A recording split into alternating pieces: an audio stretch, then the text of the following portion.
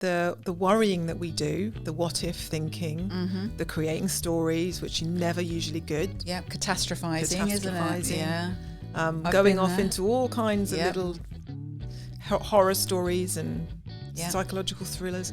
It's amazing in a way, isn't it, what our brains could do? Because we could write so much, couldn't we, of films and whatever else, with all the things that go on in our brains. Yeah.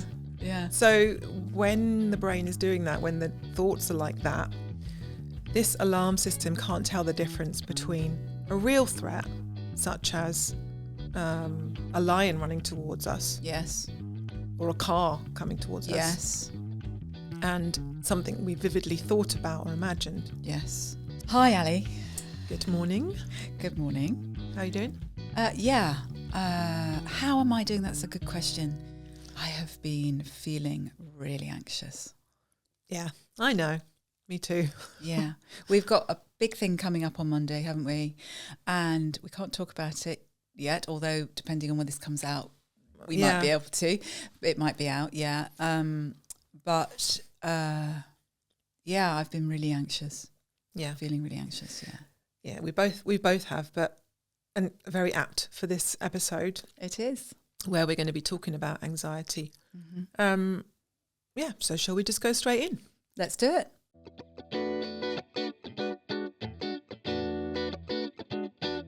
Let's start, shall we, with what anxiety is? Because it's used a lot. The word is used a lot. I'm anxious, or I'm an anxious person, or I've got social anxiety, or I've got other anxieties. But let's start with what it actually is. Okay, so do you want to just give a sort of summary of how you would describe it? Yeah. We've all got like an alarm in our brain, which is detecting when there's a threat. Yeah. It's just running in the background all the time, waiting for us to come across a threat. And of course, we've needed that, haven't we? Yeah. In evolution, we've needed that, I guess. Even now, it's super important. I mean, if you're crossing the road and, you see a car in your peripheral vision, you don't want to be having to stop and worry about it and think, what do I do next? No. It's just instinctual. Yeah. So the alarm is great. It goes off, it sends adrenaline into the body, and it gets us ready to run away or fight the threat. Yeah. Great. Until we realise we've got a human brain, which is very complicated. Very. And we have this other part of the brain which does a lot of thinking. Don't I know it? Yeah. Don't we know it? Yeah. It's great. It does a lot of thinking. It's got the ability to think ahead into the future. It's got the ability to think back to the past. And to imagine. And to think about thinking. So it's very clever, but very complex. So what you're saying is there's the kind of the part of our brain, which is the alarm system, that kind of adrenaline thing that comes out of it, that fight, flight, freeze stuff that comes that we've needed. Yeah. And this other part, which is, I guess, the more evolved brain, isn't it? Yeah. That's doing all this thinking and kind of looking to the future, kind of imagining things. Yeah. Much more sophisticated, really, isn't it? Yeah. Very sophisticated, very clever, but very messy as well, because what we can end up doing is worrying. Yeah, it was sometimes called a tricky brain, isn't it? I think tricky brain. Yeah, that's mine's been bloody tricky. I can tell you that.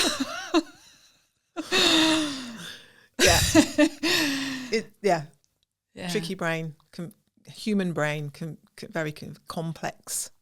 System. So what can happen is, the worrying that we do, the what if thinking, the creating stories, which are never usually good. Yeah, catastrophizing, isn't it? Yeah. Going off into all kinds of little horror stories and psychological thrillers. It's amazing in a way, isn't it, what our brains could do? Because we could write so much, couldn't we, of films and whatever else, with all the things that go on in our brains. Yeah. Yeah. So when the brain is doing that, when the thoughts are like that, this alarm system can't tell the difference between a real threat, such as a lion running towards us. Yes. Or a car coming towards us. Yes. And something we vividly thought about or imagined. Yes. So when we worry, we set off that alarm inadvertently. sending adrenaline into the body and creating all these symptoms of the fight or flight response. Yeah. Such as? Well, yeah, such as our heart can be racing, can't it? I mean, certainly for me, sometimes I feel my heart, it's almost, that expression, isn't it, like my heart was in my mouth? Yeah. It feels so big, doesn't it, and so loud. And sometimes I think we can even hear it, can't we, louder? That's my experience. It can kind of feel like your whole body is beating. Heart racing, sweaty dry palms. mouth. Yeah. Sweaty palms. But all these things are actually those natural responses when we do need to be in that evolutionarily developed fight, flight, freeze stuff, isn't it? It's like we this is what our bodies prepare. It's like we shit ourselves. It's like that's actually a physiological thing that we would do if we needed to. Oh, I've knocked my microphone. If we need to run. Yeah. Well, the reason that we might shit ourselves is because all the energy is going towards running away or fighting. It's not interested in digestion. No. So you can feel sick. You can need to go to the toilet a lot more. All these symptoms are really important for. And it's so difficult, isn't it? Because when people are experiencing the physical symptoms, they are kind of aware, aren't they, of their body, or we are. You know, we can all be when we feel anxious. That then becomes the thing in your mind. It's like, oh my God, everybody's going to know I'm going to shit myself now. Not only am I anxious, but I'm going to shit myself. Yeah. Or I'm going to throw up. So then that becomes even more worrying, doesn't it? Yeah. Yeah.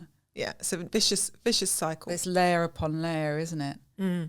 And then we can feel really pissed off with ourselves as well. Can't we? It's like, oh my God, I'm anxious again. I'm feeling anxious again. And I'm another layer of annoyance. Yeah. So it's a mixture, isn't it? It's the fight or flight response, but mixed in with all this new brain, worry. Yeah. Overthinking things. Critical thinking. Yeah. Yeah. And then further worry about the symptoms. Yeah. But also anxiety can be quite specific sometimes, and we'll go into that in future episodes. Yes, it specific types of anxiety, specific phobias, social anxiety, OCD, performance anxiety. So we will delve more into those. And also the sort of panic as well, can't it be? Panic disorder. Yeah. Yeah. Don't know if you just said that, but yeah. No, I didn't. Okay. So that's what we're looking at when we're thinking about anxiety. Yeah. I think going further with that, it's really important for people to understand their anxiety. Yeah. What kind of anxiety it is, I suppose, where it comes out, but also perhaps also where it comes from. Yeah. Yeah. Do you want to say a bit more about that? Yeah, I mean, I'm my experience, and I think lots of people can relate to this, is that our pasts, in whatever way those pasts are, whether it's from our schooling or whether it's from our relationships that we may have had, from perhaps parents who've, one parent maybe, or another parent who's perhaps been quite anxious or not anxious, and where you felt like you've had to perhaps be on alert for things that are happening, but that we can kind of reflect really back over experiences in our lives which could have led to us experiencing anxiety in the present. That can have a real impact on us, can't it? Yeah. I know people that have sort of grown up with a parent who worries a lot. Yeah. And that then gets a learned experience, isn't it? Yeah. Of, okay, I need to worry about all this stuff. Yeah, because those are going to be our early modelled experiences, aren't they? Mm-hmm. Yeah. I think you were saying earlier about, particular traumatic experiences might be relevant. Do you want to say some more about that? What was I saying? Just that there can be experiences from the past that have had an impact on what your anxiety is linked to. Yes. What the fear is linked to. Yeah. So, well, for me, for instance, I could give an example of when I have felt some kind of humiliation or strong embarrassment when I've done something. For instance, when I was, I remember years ago, when I was going up on stage at a concert performance at school, and oh God, the the anxiety I was experiencing was so high because I was so worried I'd mess up. And then if I relate that to the present, and when I perform something, you know, it's all informal, but performing in front of people with my family, playing together, I'm in that sort of almost a freeze state. Actually, it's still, the anxiety is going on. It's going. My adrenaline is running inside me, but I don't know whether I'm going to. You know, I'll be playing the piano, and I don't know, or keyboard, and I don't know if I'm going to be able to get it right. So it's that real past coming into the present, and it's as if, oh my God, everybody is going to think that I'm absolutely awful and laugh at me, or feel that humiliation again. So that's just an example, I think, isn't it? Where it can kind of come from the past and experience that I remember and into the present. But sometimes I don't think we necessarily know, do we? No. We don't necessarily remember. Or people might not have really thought about it. Not have thought about it. You know, you might just think, oh, I'm really socially anxious. I don't know why. It might be worth looking back on your history and thinking, well, what experiences did you have growing up related to humiliation or embarrassment? And it's sad to say that I think a lot of it can be from school. Yes, school has got a lot to answer for, hasn't it? There are so many pressures for people at school. And the way the education system is, it's just not catered, is it, to how we have so many different ways of learning? No, different brains. Different brains. And different those types expectations. Of learning, and that thing that you have to get certain grades in order to get to that next step. It's and you know, people don't thrive necessarily on exams. Some people might, and it's just so hard. So there's have a look back on your history and think, okay, how can I make sense of this? Because the more we understand the anxiety, the less, I don't know, the less we criticise ourselves about it. You know, well, it kind of, then you can see it as this thing over here, can't you? Yeah. It's like, this is the anxiety over here. It's sort of, you can start to get a different perspective on it, can't you? Yeah. Yeah. And naming it is a really good thing to do. This is going to be one of our takeaway tips, but recognising your anxiety and sort of, whether you just say, well, this is my anxiety, but some people might want to give it a name. Yeah. You know, I've had my little anxiety gremlins coming in, or little Miss Anxiety's here. Just having it as that slightly separate thing. So that you can get that distance. Yeah, that makes sense, doesn't it? And I do think there is that, I mean, my experience almost is I get this image in a way that you kind of, you're in the spotlight. It's like everybody can see, well, for me, you know, it's like everybody can see me. And I'm going to do the worst thing ever. And then I'm aware that everybody's looking at me. And so it does become that roll on roll, doesn't it? And you think, oh my God, I just want to go. I wouldn't worry too much. I don't think we're going to get many subscribers to this. No.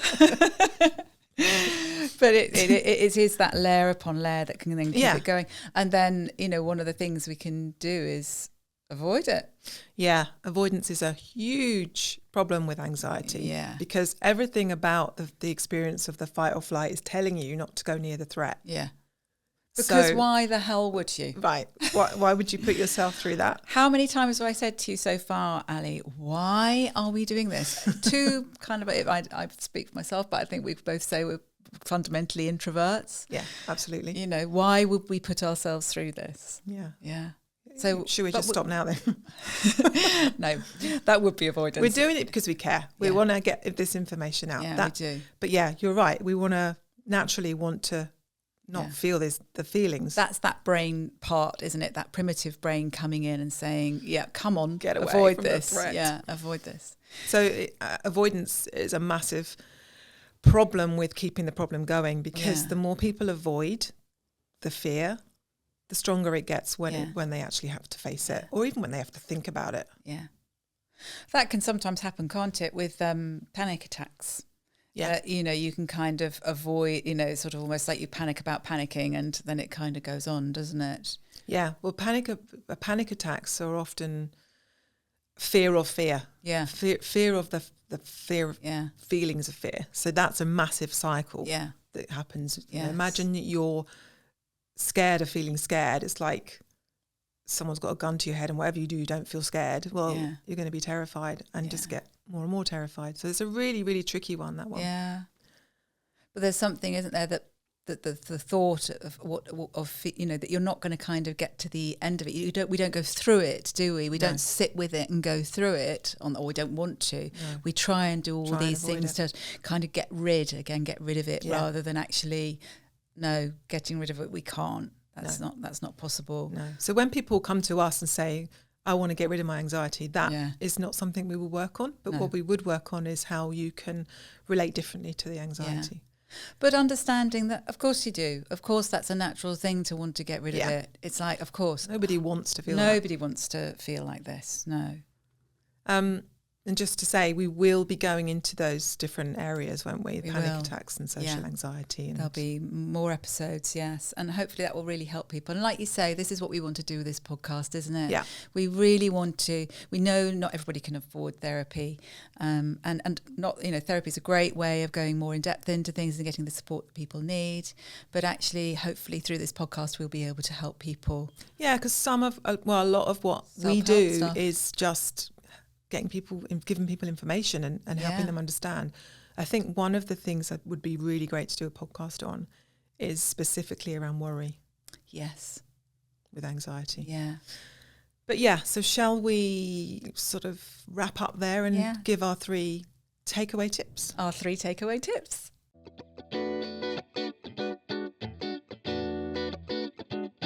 First one is really about familiarising yourself with your anxiety and naming it. Mm-hmm. Name it to tame it. So just having that quick, simple, easy name, whatever works for you, preferably not calling it something really awful. Yes. But just having a simple name. Mm-hmm. And when you notice it, label it. I am feeling anxious, or little Miss Anxiety is alive, or the anxiety gremlin is there. Lovely. So the next one is, how did you develop your anxiety difficulty? So how did the anxiety... So this is the part of reflecting back, isn't it? Yeah. Just looking at perhaps through the history, where it might have come from. And also just perhaps for people who are going through any kind of hormonal stuff, sometimes it can be... Oh, we didn't mention that. No, it could be sometimes hormones in the mix, couldn't it? So it's sort of really getting to know your anxiety. Mm-hmm. Yeah. Yeah. And we were suggesting people journal some of these things, get a book. Yes. Yeah. Go to a lovely stationery shop. It's going to be your thing, isn't it? Yeah, it is. Finally, what is it you're doing that's keeping your anxiety going? So we want you to start recognising the avoidance you might be doing, or any other steps you take to try and get around the anxiety. So that mainly usually avoidance, but there could be other things that we were talking, Ros and I were talking earlier about her tendency to over prepare, which makes her even more anxious, because the more she tries to read, the less she can take in. Yeah, because that's another thing, it'll stop you thinking straight, won't it? Yeah. Yeah. So getting to know the things that you do because of this anxiety and how it might be keeping it going. Yes. This is going to come up in future episodes. Yeah. Sure. And we're going to put a link, aren't we, into the show notes about the struggle switch. Yes. Russ Harris has some really good animation videos on YouTube, and we will put a link to some of those in the show notes. And they're really nice and short, aren't they? They're so like clear and easy to understand. 2 to 5 minutes. Yeah. And that will show, won't it, about those layers and how we keep things going. Yeah. Yeah. Great. So I'm feeling really calm now, having talked about my anxiety. Good. Yeah, great to see you too, Ali. See you next time. Yeah, take care.